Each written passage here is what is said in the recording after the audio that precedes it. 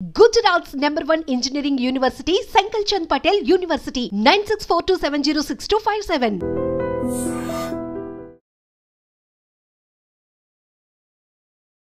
Hi hello నమస్తే welcome back to iDream media. ఈరోజు మనతో ఉన్నారు హైకోర్టు అడ్వకేట్ అయిన పృథ్వీ గారు. సో ఈరోజు మనం డిస్కస్ చేయబోయే ఒక విషయం కాస్త సమాజంలో సంచలనం సృష్టిస్తున్న ఫేక్ డైటీషియన్స్ గురించి అనమాట.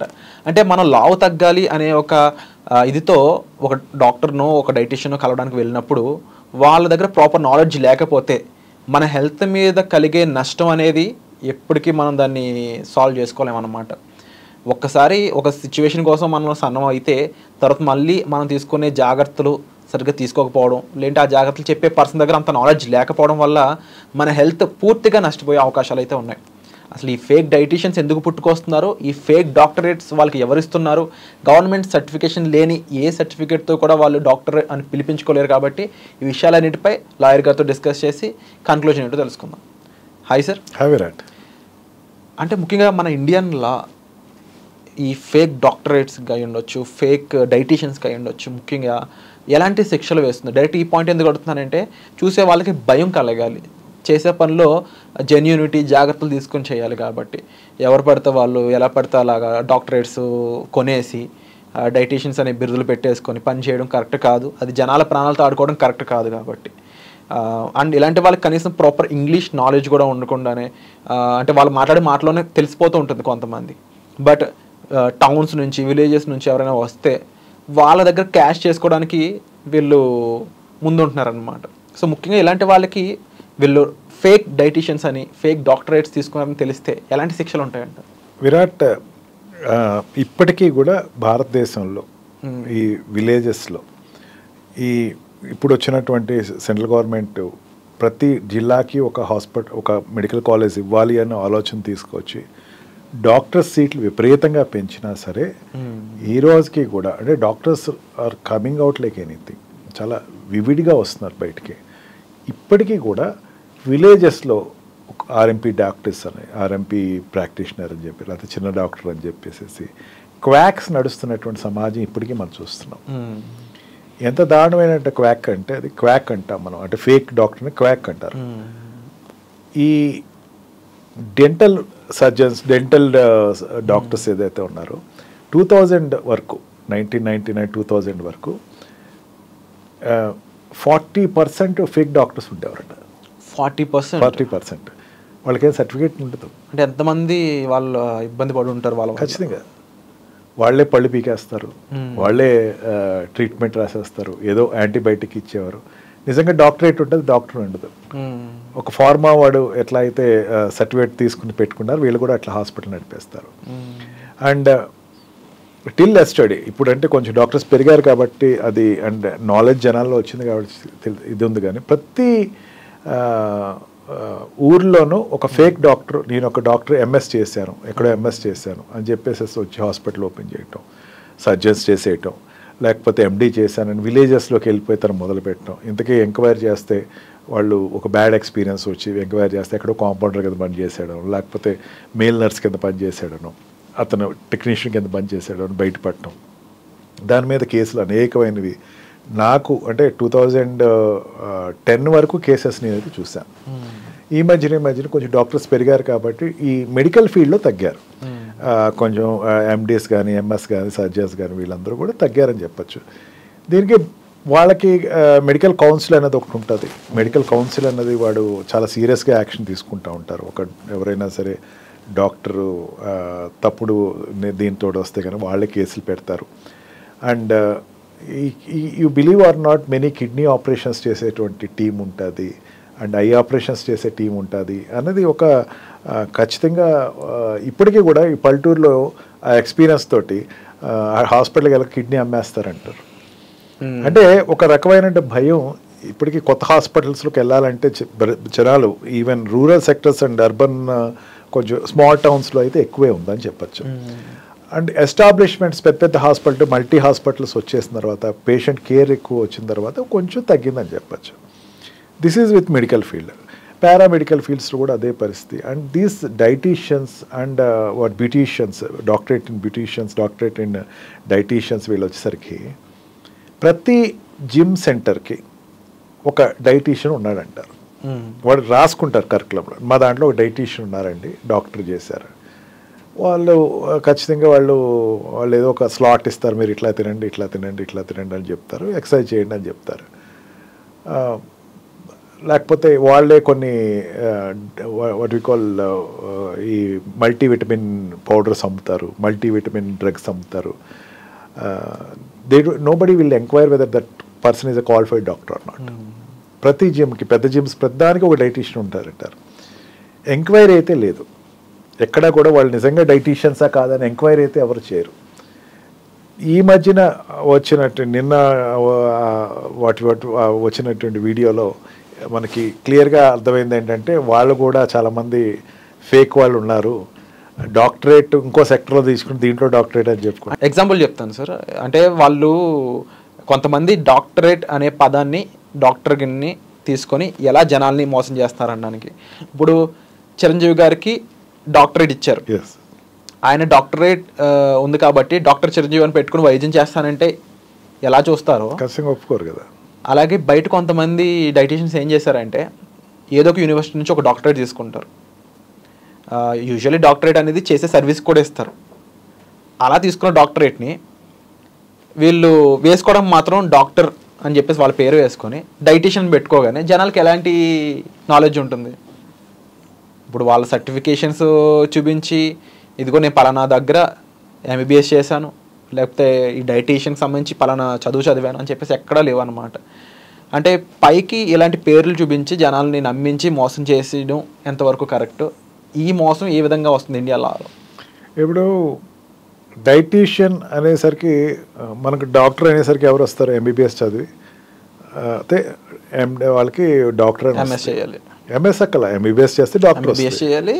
ఎంఎస్ అయితే ఇట్స్ స్పెషలైజేషన్, ఎంఎస్ ఎండి అన్నది వీళ్ళని డాక్టర్స్ అంటారు. డాక్టర్స్ అంటారు. ఎంబీబీఎస్ చేయకపోయినా, ఎంఎస్ చేయకపోయినా ఎంబీబీఎస్ చేస్తే డాక్టర్. డెఫినెట్లీ వాడు ఒక సీట్ తెచ్చుకోవాలి, నీటిలో సీట్ తెచ్చుకోవాలి, చదవాలి, 4 years కష్టపడాలి, వాళ్ళు సర్వీస్ చేయాలి. నాకు ఇప్పటికీ అర్థం కాదు ఈ డైటీషియన్ ఏ కోవలోకి వస్తారు అని చెప్పి. చాలా మంది డాక్టర్స్ని అడుగుతాను, డైటీషియన్ ఏ డాక్టర్ అవుతారు, ఎక్కడి నుంచి వస్తారు వాళ్ళు doctor, how they called as doctors? Dietitian is not a doctor.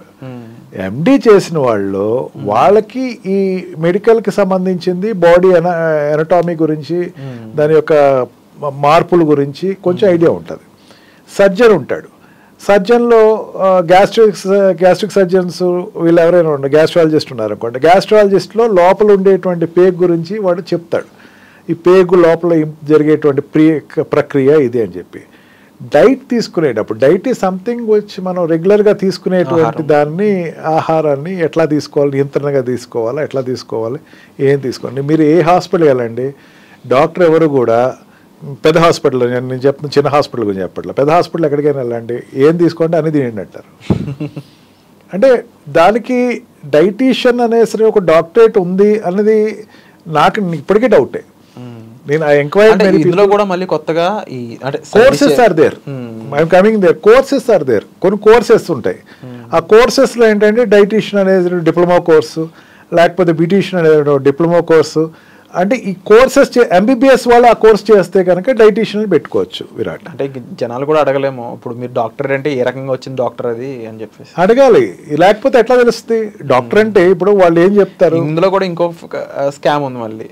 Certified universities కొన్ని ఉన్నాయి, అన్సర్టిఫైడ్ కొనేసే యూనివర్సిటీస్ కొన్ని ఉంటాయి. ఆ సర్టిఫికేట్ ఎలాంటి యూనివర్సిటీ నుంచి వచ్చింది అనేది అదొక doubt. End of the day knowledge అయితే ఉండదు. నాలెడ్జ్ ఎక్స్పెరిమెంటే, experiment is a big knowledge, nothing ఎక్స్పెరిమెంటే. వాళ్ళు రాత్రి ఏదో అనుకుంటా పొద్దున్న చెప్తారు వాళ్ళు. అంటే మరీ కొన్ని అంటే 1000 లక్షల్లో డబ్బులు కట్టి ఎక్స్పెరిమెంట్ చేయించుకోవడానికి అంతే కదా. ఇప్పుడు నాకు ఒక డాక్టర్ డైటీషియన్ అనేసరికి వాట్ దే ఆర్ టెల్లింగ్ చెప్పండి. మీరు తినాల్సినటువంటిది ఒకటి, విరాట్ లావు అయిన వాళ్ళు సన్నబడాలి, లేకపోతే సన్న అయిన వాళ్ళు లావు అవ్వాలి, ఫెయిర్ కాంప్లెక్షన్ రావాలి అనుకుంటే కొంచెం నాలుపు ఉన్న వాళ్ళు ఫెయిర్ కాంప్లెక్షన్ రావాలి.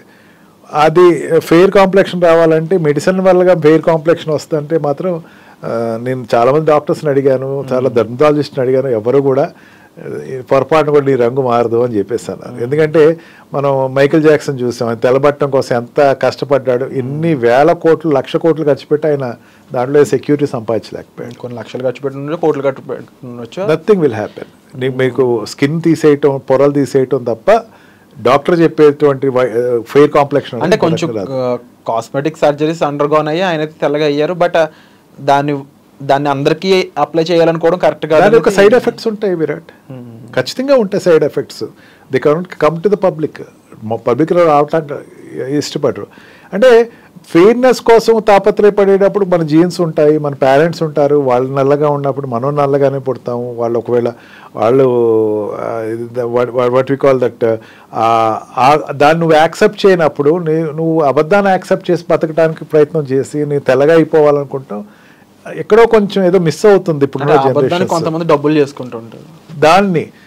వాడు నేను కొంచెం నల్లగా ఉన్నా తెల్లబడచ్చా అని చెప్పి వాడు ఏదో క్యాజువల్గా అడిగిన దాన్ని చాలా సీరియస్గా నీకెందుకు, నాది బాధ్యత, నువ్వు రేపు నుంచి తెల్లగా అయిపోతావు అని చెప్పేసరికి వాడికి ఆశ కలిగించడం. అండ్ ముఠాలు ఉంటాయి, ముఠాలు ట్రీట్మెంట్ చేసేటప్పుడు మీ మొహం అంతా కూడా చక్కగా మంచి హీరోయిన్ లాగా మీ మొహం అవుతుంది అనేసరికి ఒక విధానం. అంటే ఆయిల్స్ తినకండి, మీరు చెప్తే నమ్మరు. ప్రతి ఇరాకి ఒక్కొక్క ట్రీట్మెంట్ నడిచింది Virat. I have read somewhere. Oil therapy అని చెప్పి ఒకసారి నడిచింది, వాటర్ థెరపీ అని ఒకసారి నడింది, వెజిటబుల్ థెరపీ అని ఒక చోట నడింది, తర్వాత సింగిల్ డైట్ అని ఒకసారి నడిచింది, and changing the timing of the diet అనేది ఒకసారి నడిచింది. దెర్ ఈజ్ నో ఒక ప్రమాణాలు ఏమి లేవు. ఆయిల్ డైట్ చెప్పినటువంటి వాడు ఏమైపోయాడంటే మాయమైపోయాడు, వాటర్ థెరపీ చెప్పిన వాడు ఏమైపోయాడంటే కనపడకుండా పోయాడు, లేకపోతే what shifting of the diet ఒక పూట అట్లా తిన వీళ్ళెవరు కనపడరు. ఎందుకంటే సైంటిఫిక్గా ప్రూవ్డ్ కాదు ఇది, ఎవ్రీథింగ్ ఎక్స్పెరిమెంటే. ఒకటి కరెక్ట్, డైట్ వల్ల నీ వెయిట్ తగ్గుతావు, అంతవరకు correct. Take less meal, you will be reduced a lot.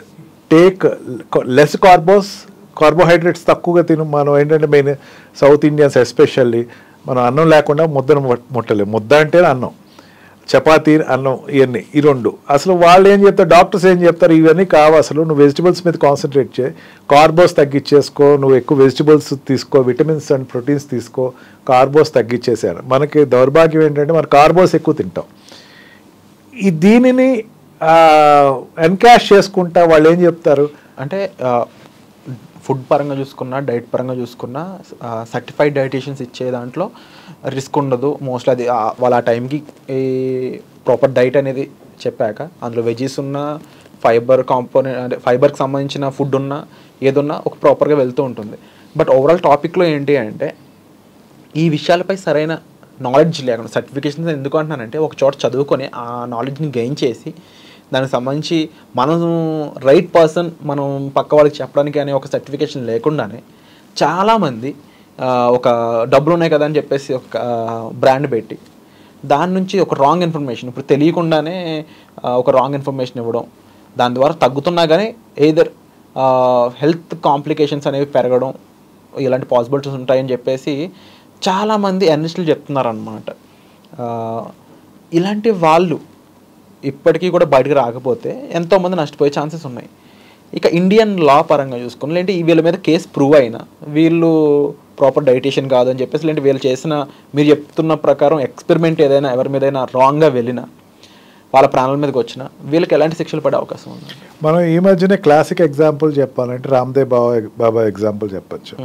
Ramdev బాబా తన ప్రొడక్ట్ డెవలప్ చేసుకుంటాం కోసం ఈ allopathy Indian medical English medicine అనే తప్పు, మీరు మాదే వాడండి అనేసరికి వెంటనే సుప్రీంకోర్టు ఇంటర్ఫియర్ అయ్యి దాన్ని మీరు ప్రమాణకంగా చెప్పగలరా, మీరు ఎక్కడ ప్రూవ్ చేయగలరా, వాట్ ఈజ్ యువర్ క్వాలిఫికేషన్ అని అడగటం, దానికి నేను చెప్పింది తప్పు అని చెప్తే ఈ రోజుకి కూడా క్షమాపణలు నాకు సరిపోవట్లేదు, నేను పబ్లిక్గా క్షమాపణ చెప్తాను, నాకు క్షమించండి, నేను చెప్పింది తప్పు అని చెప్పినా సరే మాకు సరిపోలే, ఇంకొంచెం డెప్త్గా చెప్పండి, ఇంకా పబ్లిక్గా చెప్పండి, ఇంకా మీడియాకి చెప్పండి, బయట గట్టిగా చెప్పండి అని సుప్రీంకోర్టు రామ్దేవ్ బాబాని ఈ రోజుకి ఊరుకోకుండా తన పనిష్మెంట్ ఇస్తుంది.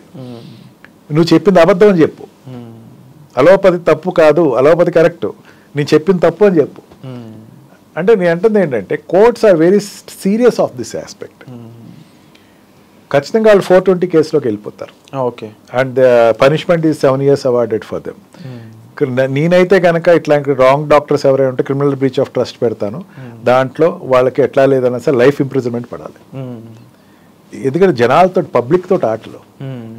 ఎవరైనా ఒక్కళ్ళు కనుక ఒక హోమ్సైడ్ జరిగితే కనుక, ఎవరైనా ఒక ప్రాణం పోతే కనుక, these people will be the murder చేసిన పాపం వీళ్ళకి తగులుతుంది. You don't know. చాలామంది విరాట్ చాలా చెప్పుకోలేని వాళ్ళు చాలామంది ఉన్నారు. కొంతమంది ఏంటంటే వీళ్ళ సర్టిఫికేషన్ లేదు. What they are doing is not known, not proved. Certification ఎందుకు వస్తుంది? ఒక వ్యక్తి సర్టిఫికేషన్ ఎందుకు ఇస్తారు? ఇందాక మీరు చెప్పారు డాక్టరేట్ ఆ యూనివర్సిటీస్ ఇచ్చినాయి అని చెప్పి. ఇట్లాంటి ఇప్పటికే మనుగోడులోనే ఉన్నాయి.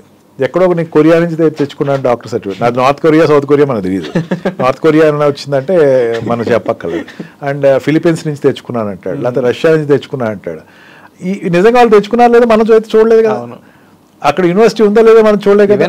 ఇలాంటి శిక్షలు అనేవి వీళ్ళకి పడడానికి స్కోప్ ఉంది అంటారు. అండ్ లైఫ్ టైం అయి ఉండొచ్చు, లేకపోతే మీరు చెప్పిన పనిష్మెంట్స్ అన్నీ కూడా డెఫినెట్లీ ఈ విషయం విని వాళ్ళకి రీచ్ అయ్యి వాళ్ళు ఇలాంటి పనులు మానుకుంటే మంచిది అనేది ఒక అంశం ఈ ఇంటర్వ్యూ ద్వారా మేము చెప్దాం అనుకుంటున్నాం అందరికీ కూడా.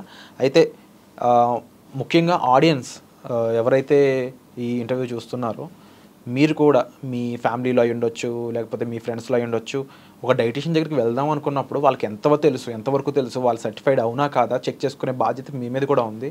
ఎందుకంటే మీరు వెళ్ళి మీ హెల్త్ని వాళ్ళ చేతిలో పెడుతున్నారు కాబట్టి. So thank you so much for the information Prithvi గారు. తప్పకుండా ఈ ఇన్ఫర్మేషన్, ఈ భయం చాలామందికి రీచ్ అవ్వాలని నేను మనస్ఫూర్తిగా కోరుకుంటున్నాను. Thank you so much. Thank you.